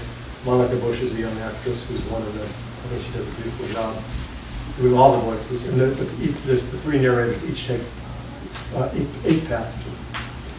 But just the flow. It's the flow. You can see how it works. Remember what I told you about the active ingredient in the Ramayana? This flow of emotion. This feeling of like, Sita, she can't go on another day living in captivity away from Ram. And 10 months is a long time to be physically, psychologically, and emotionally. And she didn't eat. She didn't eat the whole time. She fasted the whole time. Apparently, that's one of the stories. How could she go through all this? And then this figure comes, a monkey speaking Sanskrit. And she knows Rao, and this is just like you're feeling Hanuman, because you know what his setup is, his trajectory. And you feel Sita's trajectory. And that's where they meet in Sundara Kanda. And this happens over and over again. I could play multiple passages, but it took me this long to build up the storyline. And you get this feel from, like, you know Sita needs rejuvenation. She needs nourishment. She needs to be touched. She needs to be redeemed from her doubts and fears, just like we do. And what happened at the part where Hanuman brings Ram's ring? That's coming up next. Oh. So, I mean, I wanted to play in this one passage. So finally, Sita, in the next canto, that was canto 34, and in canto 36, Ram had given Hanuman a signet ring, and Hanuman gives it to her. And that ring can never be duplicated. That's one of the secrets. It can never be duplicated. So she knew it wasn't Rakshasa trickery. And so I just want to give you this feeling of this heart absolutely crushed, even though she's uncrushable. She was controlling Ram, but she could see what was happening, and the outcomes didn't look good. And then I want to just read you a little bit of one of the commentaries, just so you get a flavor of what. So I recruited these 12 women wisdom leaders. Probably many of you know Vandana Shiva, the famous environmentalist from India. She's just monster, organizer. She's nominated for the Nobel Prize. She does the introduction and conclusion. The other commentaries are by Nina. Nina Rao's the co-host. Mirabai Starr is one of the commentators. Chitra Devakaruni, one of the famous novelists who wrote Palace of Illusion and Forest of Enchantment. Acharya Shunya, those are some of the commentators. But one of them is Kadita Chennai, who's this medical doctor, a heart doctor, and is an extraordinary Vedic, her depth of Vedic knowledge is extraordinary. She did the commentary for this section. I just want you to give a feel. Her description of what Sita's going through in this passage that we just heard. Just as a couple paragraphs, I want you to get a feel for the Sita's Gems commentary. So this is directly from Kadita Chennai. Sita is not just Ram's helpless wife. She is a Shakti, or power, or muse. In this passage, Sita shares with Hanuman that she is most dear to Ram, even more than his family of origin. And yet she displays the very human trait of disbelief and hopelessness in the previous passage. I've been playing this. And here she is doubt-stricken, despite Hanuman's reassurance of Rama's devotion to her. Does he still love her? Does he still think about her? Why isn't he comforted when he can vanquish Ravana so easily? This is familiar. Doubt is the hallmark of the human condition. Even when life graces us with abundance and gifts, we don't trust it. Add in some hardships, and all those gifts just recede into the background. Sita was the gem of Mithila, that's the kingdom she came from, peerless in her beauty and attainments, and only Ram, the avatar of Vishnu on earth, could win your hand in marriage. Such is the state of the jiva, under the individual soul. It doesn't matter how perfectly we inherently are, we will always seek validation from an external source. Sita's portrayal of Bhranti is the Sanskrit word for doubt, is perfection. She demonstrates the power of doubt that represses faith and joy. In her heart of hearts, she knew that Ram would never forsake her. And yet she expresses doubt once she gets over the shock of seeing Hanuman in the Ashoka garden. Even the shock is an exaggeration of her so-called womanliness, which overshadows the fact that she was able to ward off the mighty Ravana by her sheer inner power. Ultimately, since he was unable to subjugate her, Ravana actually had to submit to her power. I mentioned this earlier, this came from Rita, and was forced to accept her will. And yet, here, she downplays her mind to portray the full spectrum of a woman's emotions and power. While she herself is formidable, she puts forth the breadth and depth of Prakriti, or nature, which is her true identity. A woman expresses the full range of life, from the exalted, fearless state that she's attained to this depth of emotions. Sita teaches us the evolution of consciousness. Despair, hopelessness, and doubt are not only normal and common, that are needed on our path. This goes back to the play of opposites that Kabir and I talk about all the time. And what absorbs the doubt is prana, or the vital life force. This is Hanuman. As the son of Vayu, the wind god, Hanuman represents the essence of life force that transforms, transmutes, and transmigrates. Imagine all of you right now having doubt, having a conversation. Your doubt is having a conversation with your vital life force, prana. We do that all the time. Usually our doubts win out. What if prana wins out? I'm adding that in myself. Imagine doubt having a conversation with vital life force, where the vital life force seeps into doubt and energizes it with hope and inspiration. Next, when Hanuman hands over Ram's signet ring, Sita's doubt is transmuted to strength. All we really need is a signet ring, a sign that the divine has not forsaken us, to remember our true nature as being formidable and whole and perfect. What's more Sundara? Beautiful. Sundara means beautiful in this. So what, if we're using this as a sign,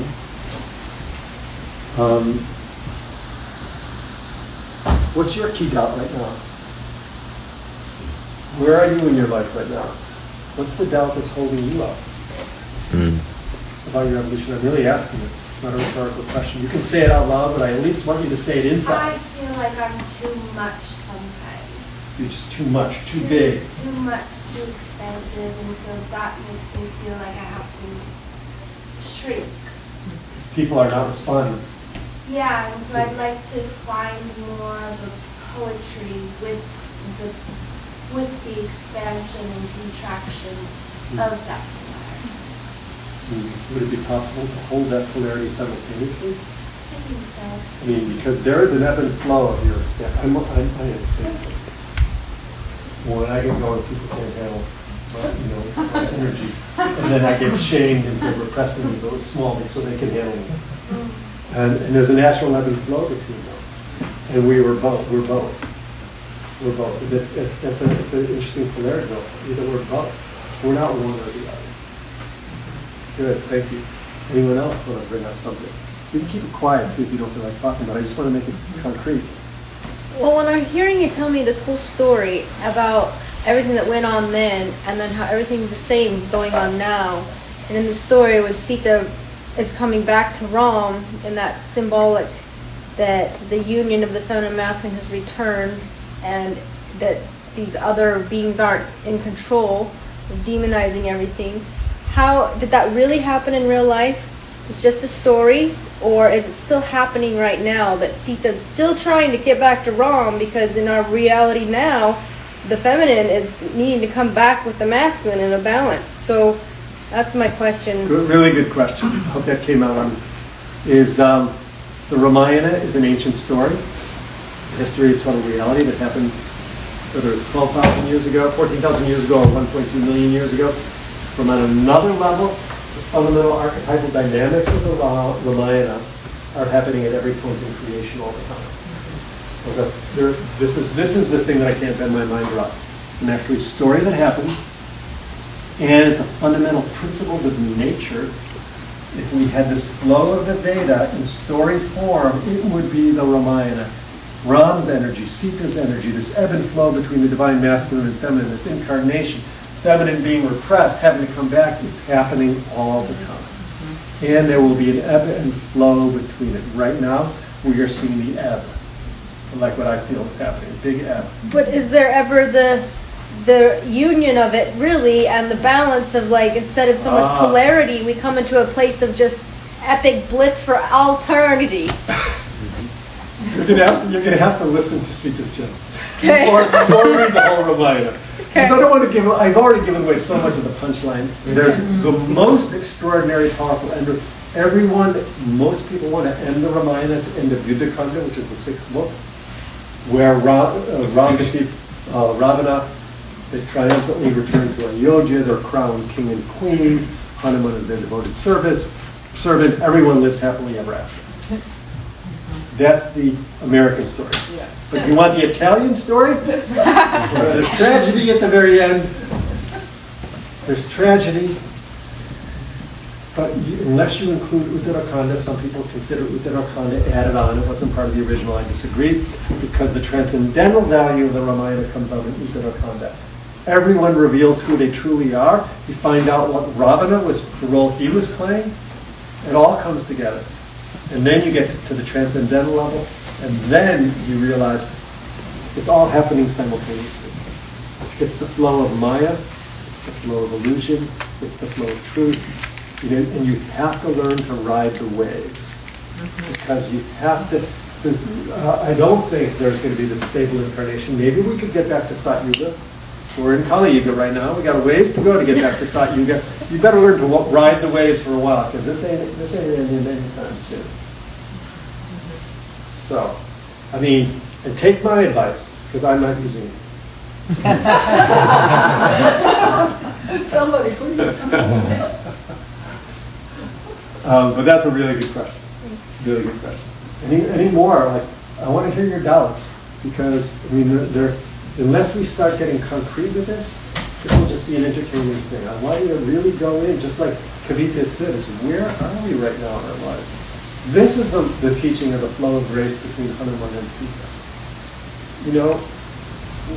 That this Sita's doubts and Hanuman's devotion to her, and then he gives her the ring, and then Sita tells this whole story that only Ram would know, because then Sita has to convince that Hanuman just might make up a story and go back, yeah, I saw Sita, she's great, everything's fine, because he really wants to do something good for Ram. He might make it up. So she gives him information that only Ram will know. And then Hanuman says, I'll take you back on my back. I can do that. I'll defeat all the Rakshasas. Just go on my back, and there won't even have to be a war. Because no, Ram has to be the one who gets it. Because if that had happened, there would have been a war, and there would have been this big purification that had happened. So it's another example where Sita is furthering the story along. But Sita has the last laugh at the very end, which is the part that I'm not going to go into right now, because that gets very complex. There's two huge challenges that Sita goes through. When Ram wins the war, and Sita is brought before him, he repudiates her, and she chooses to walk into the fire. And that's extraordinary, what happens there. And then Brahma himself has to come to remind Ram. Brahma is created from Vishnu's navel. Brahma has to come back and help explain to Ram. They have this man-to-man talk, and Brahma says, don't you remember who you are? And Ram goes, I think of myself as a man. He forgot because in the struggles of war, he got so caught up in the external value that he lost his depth and subtlety. That's what happens to men who are at war. And so Brahma comes, the gods come, and then finally Rama remembers who he is. But then there's another test later on. It's the biggest test of all. And it's the thing that I cannot handle. All these years of this woman's devotion to Ram and Hanuman. And this conflict because they can't accept or handle the way Ram treats Sita at the end. And that's what I wanted to go into with Sita's gems. That's when you bring it to the transcendental level. That's where we in our evolution have to move through those levels I've talked about, from the little boys and girls to our epic quest, to our divine nature, to becoming forces of nature itself. That we are beginning to live and operate on that transcendental level, which stands as the silent witness to this flow of Maya, which is going to go on and on and on. So you see why I wove this story, that even though I said I was going to talk about the flow of grace, because now it's for you to see. I mean, I could play another passage. I mean, I'm willing to go over. You can see once I get going, I can't stop. And we're gonna hear from Jason if he's around in a moment, because we have to do a Hanuman Chalisa. Is getting a feeling for this flow of grace between Hanuman and Sita. How Sita is in the depths of despair, and how this prana life force comes in and slowly and carefully and wisely and lovingly brings Sita back to her own nature. It's the only time Ram was filled with doubt and lost himself multiple times in the Ramayana. Sita never does. This is the only time she does for a moment. Sita always knows who she is. This is a fundamental difference about Sita. Ram always seems to forget his own nature and does these really surprising things. It seems like, whoa, Ram, you're Vishnu incarnate, come on. Sita always is steady, always resilient. There's only one person who's even more steady than Sita. Hanuman. Hanuman never, ever loses himself for a moment, although, yes, he did too. He forgot his own power. That happens once. And once he's initiated, yeah. So you see these three main forces, and I'm going to invite you to do one more thing. This is the key, I think you can take home with you. During the Sita's Gems project, just a little backstory of how this happened. How did you do it? 2021 was the end of COVID. One of the board members of the Nikkon Baba Ashram in the house asked me to teach a course for the Devi Ashram, and it's going to be live streamed. It was a 7-session online course. And I'm going to do a few Ram. What's the famous quote? I was struggling with this. What's the famous quote by Maharaji, Nikkon Baba, who says, you can help me, because you're all the Nikkon Baba devotees, or some of you are. I'm always seeing Ram everywhere. That's why I'm in love with everything all the time. I know I'm close, but it might not be perfect. That's the way I was. Ram. And then one of the people at the end of the class, Hanuman Das, who's the caretaker of the Nikkon Baba temple, the Hanuman temple in Itihasa, said, Michael, we're all about Hanuman. You've got to make this more Hanuman-centered. And then one of the students in the class said, Michael, you know Hanuman. Your whole life is devotion to Ram. Because you know Hanuman. And I thought, bingo! I get it. And then said I pitched Krishna Das to do this thing, Hanuman's Deepa Faith, together. So I learned a lot about Hanuman. But I really wanted to learn a lot about Sita. I got more than I bargained for on this project because I thought it would be 6 months again to do it. It took 2 years. 15 recording studios around the world. It was a challenging project. 15 women and myself. And So I imbibe these qualities of Hanuman. We imbibe these qualities of Sita. For 20 years I imbibed Ram. Ram is really in my bones. Hanuman is kind of getting into my bones. Sita is getting into my bones. Into my heart. I invite you, this is a good practice, and maybe we'll come close to the end here. Let's just take a couple moments in tuning in. Because there's a vibratory frequency in their names, their Sanskrit names. And let's just try closing our eyes for a moment.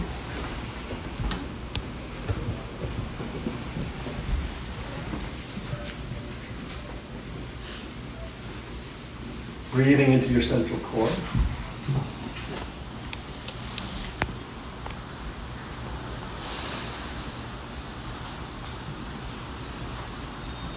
And just introduce the name Ram quietly, like a mantra.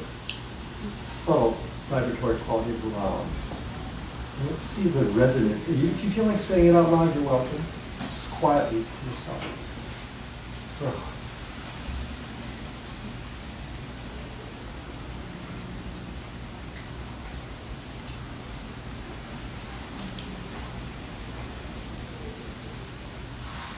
Reverberations of Ram. Ram.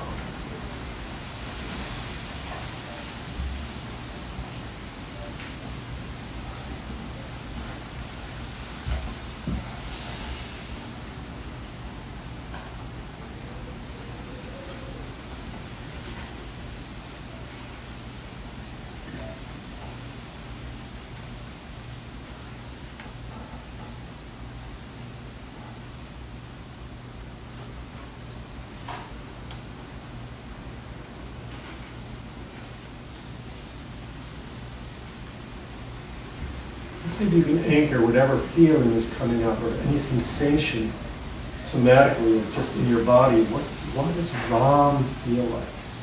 You don't have to say it.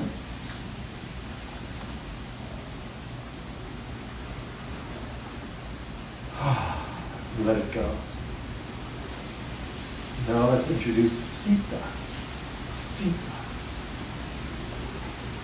Reverberations of Sita in your body and heart.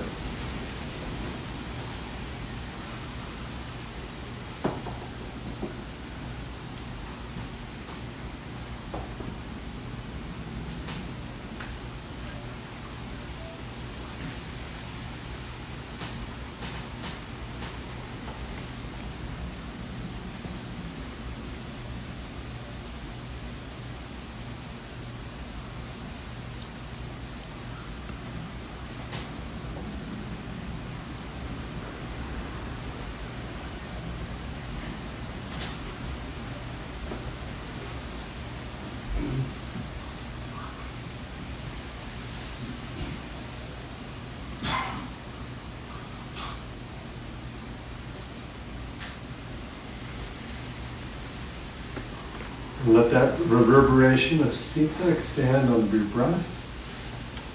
Letting it fill with you. Fill on your inhale.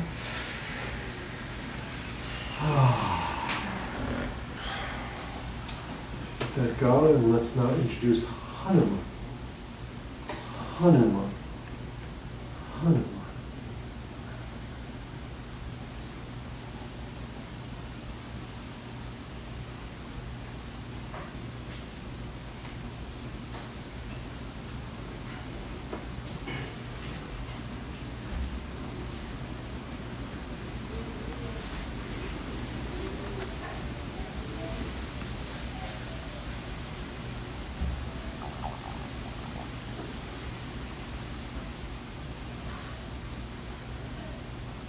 And let your breath swell in size like Hanuman has the capacity to do.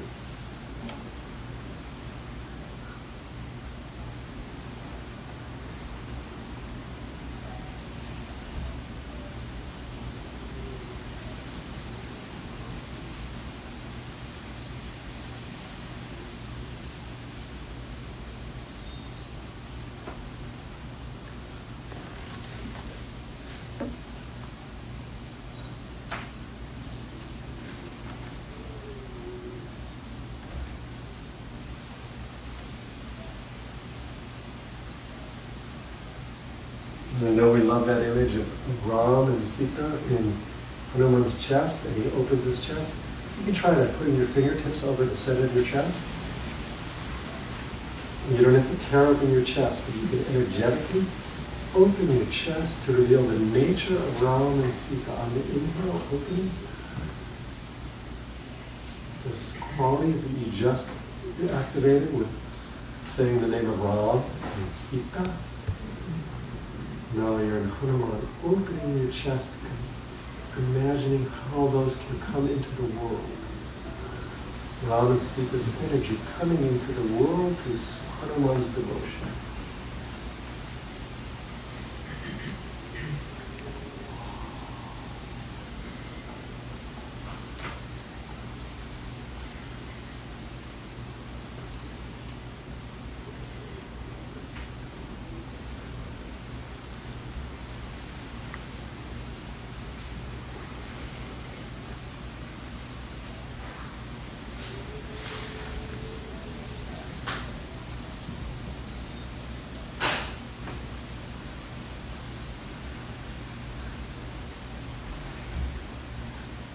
And from this beautiful place, I would like to invite now Jason to come up and do Hanuman Chalisa. We can stay in this settled state. He's going to get us going, his own Jason kind of way. And then afterwards, I'll just close with a few words. I'll take this all home.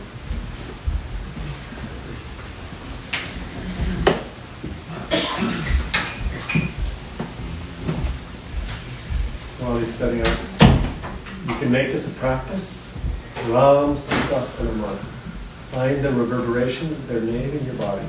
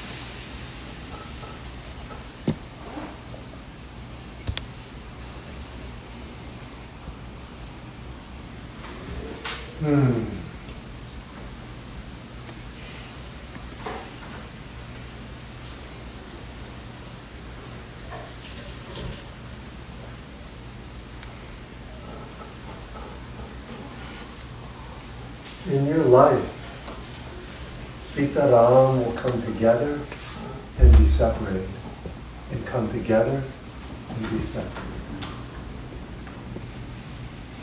It's the swing of emotion between the coming together and the separating is the path of your evolution.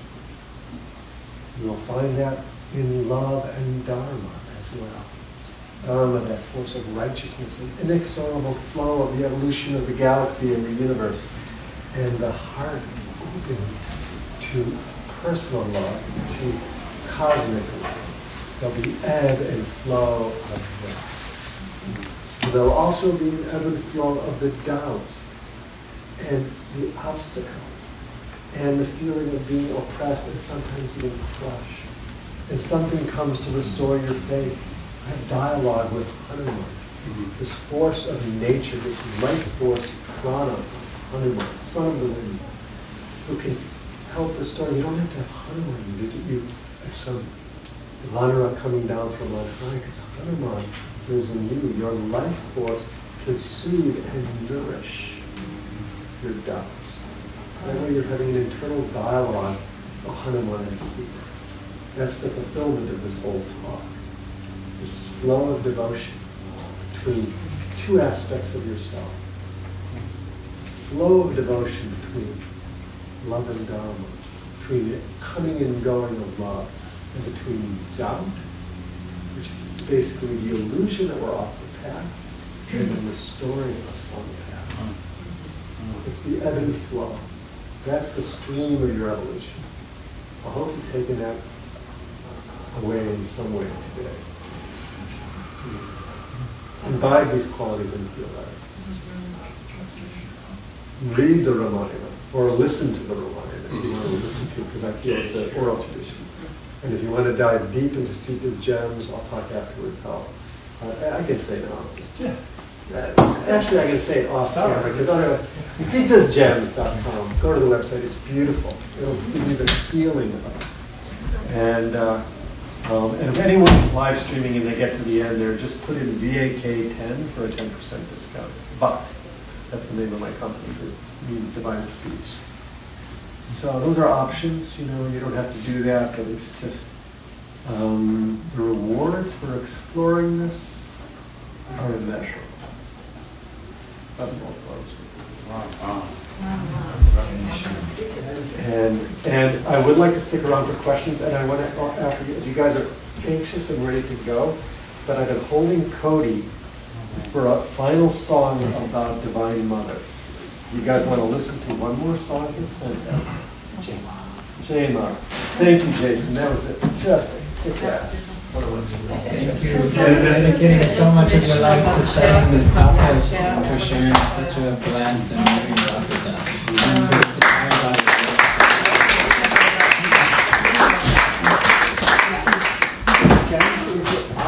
It's all audio. It's all audio. Oral tradition. There's a listener's guide that goes into it. Eventually it might be a book, but I believe in the oral tradition side. That's how we listen. We listen to How many hours? 9.5 hours. It's the whole Whole of Sita's gems is 9.5 hours. Yeah, it's not 75. All right. You can handle it. 75. That's the whole Ramayana. So you can get that. You can do that if you want to do the whole enchilada. You got that too? Yes. This is my back pocket. We'll talk about it afterwards. I want the whole enchilada. Fighting on audio. Pardon? The Ramayana. Fighting on audio. Yeah, 75 hours. Sita's gems is just a Sitayana. We've extracted just Sita out of the Ramayana. And the passages in the commentary is 9.5 hours total. And when you sign up, they give you a free audio. When you pick that, it's free. Oh, it's not on Audible yet. No. No, it's just on my website, Sita's Gems. We just released it a month ago. Oh, Not even a month ago. Wow.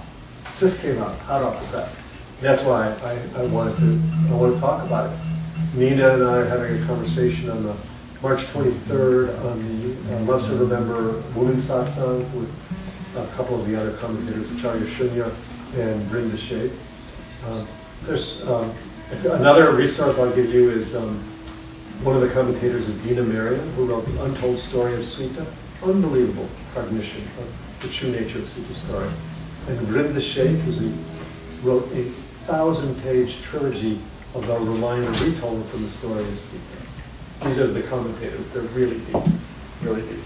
But Sita's Gems is kind of this compilation of all the different facets of Sita, the most compelling facets of Sita.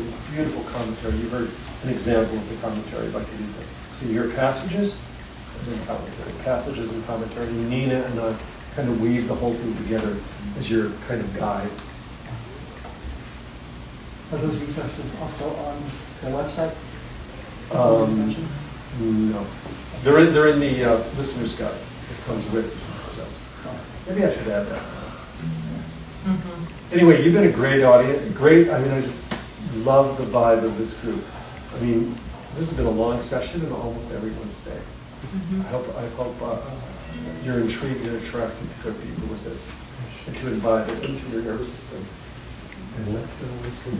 I love this man's voice.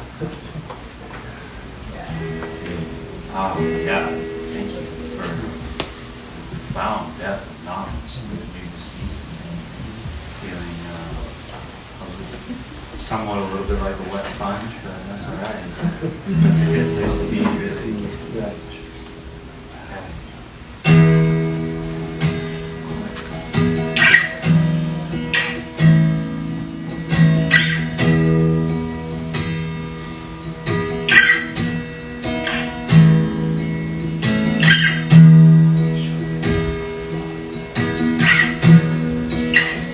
So this song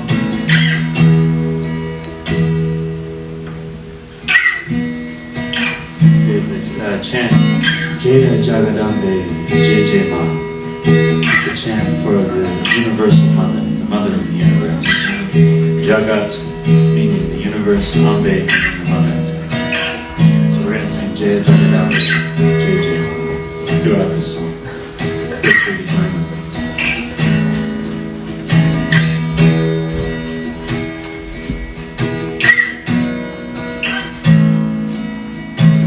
Jaya Jagadambe Jai Ma. Jai Jai Ma. Jaya Jagadambe Jai Jai Ma. Jaya Jagadambe Jai Jai Ma. Jaya Jagadambe Jai Jai Ma. Jaya Jagadambe Jai Jai Ma. Jaya Jagadambe Jai Jai Ma. Jaya Jagadambe Jai Jai Ma. Jaya Jagadambe Jai Jai Ma. Jaya Jagadambe Jai Jai Ma. Jaya Jagadambe Jai Jai Ma. Jaya Jagadambe Jai Jai Ma. Jaya Jagadambe Jai Jai Ma. Jaya Jagadambe Jai Jai Ma. Jaya Jagadambe Jai Jai Ma.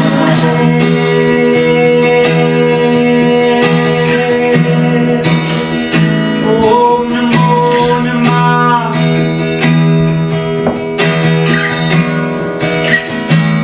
Kali Durga.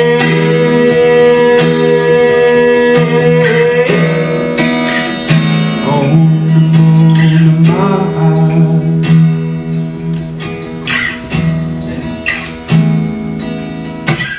Jaya Jagadambe Jai Jai Ma. Jaya Jagadambe Jai Jai Ma. Jaya Jagadambe Jai Jai Ma.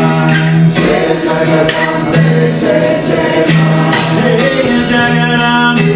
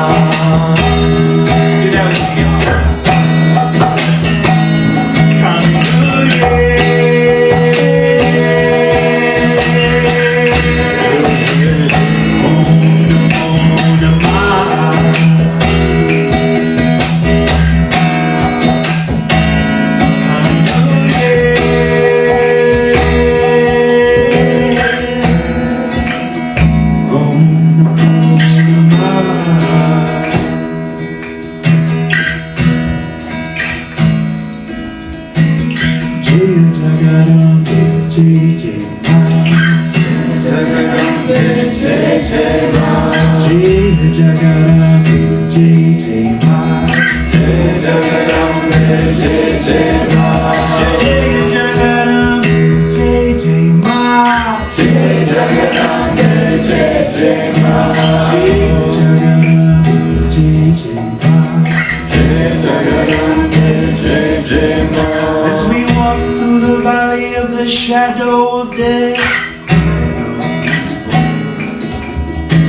laying our past and old stories to rest.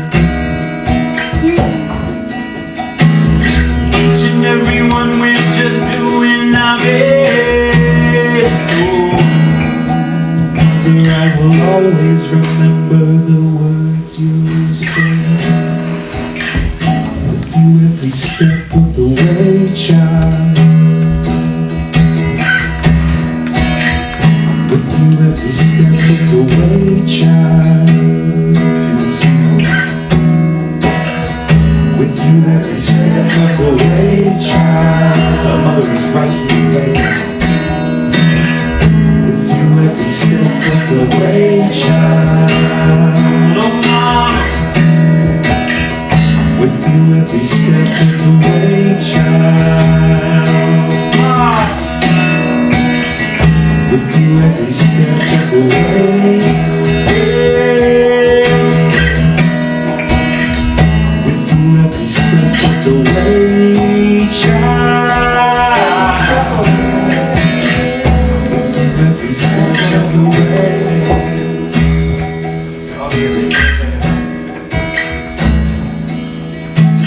Jai Jagaram, Jai Jai Ma.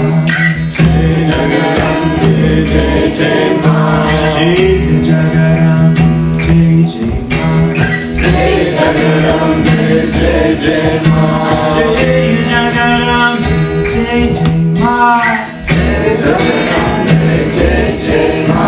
Jai Jagaram, Jai Jai Ma. Jai Jagaram, Jai Jai Ma. Jai Jagaram, Jai Jai Ma.